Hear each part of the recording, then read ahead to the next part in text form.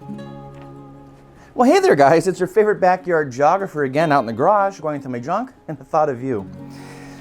You know, as the seasons change, I can't help but be excited about summer. The summer solstice is not only the longest day of the year, but also marks the beginning of the fun in the sun.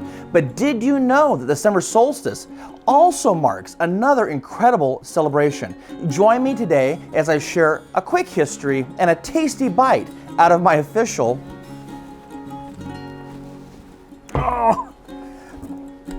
Dairy Queen sign.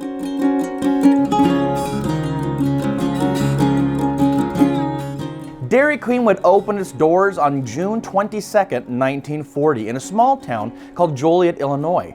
But its history goes back a little further when soft serve was first developed in 1938 by none other than a grandfather and his son.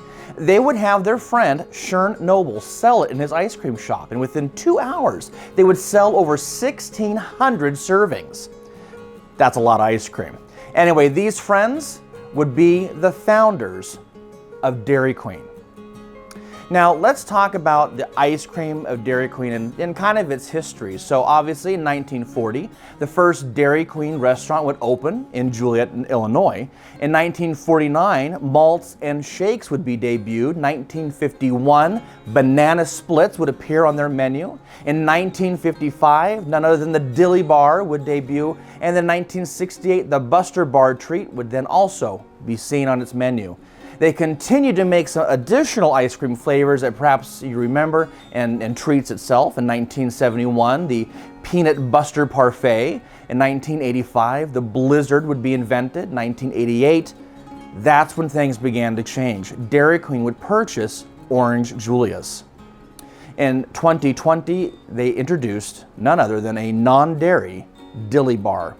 So what I thought was interesting about this piece that I wanted to share with you is that this is an original hand-painted Dairy Queen sign. Now they did change their logo over time. The logo was very simple. It was initially a neon sign with the name, Dairy Queen and a soft serve cone on the end. And in fact, there's still one in Ottawa, Ontario, an original sign.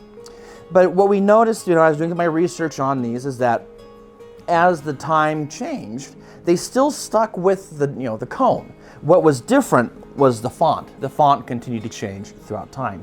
This sign here would have had a large red arrow that would have been attached pointing at the icon itself. I was able to acquire this actually at a swap meet in Ventura, California. It was a guy who had recently helped with a remodel of an original Dairy Queen in California, Southern California, and he picked it up and took it to swap meet. And I said, I have to have it.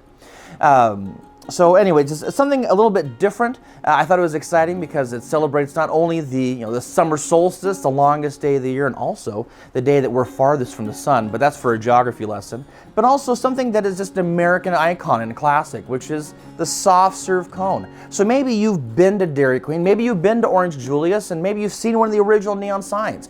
Be sure to comment below, don't forget to like, subscribe, and we'll talk soon.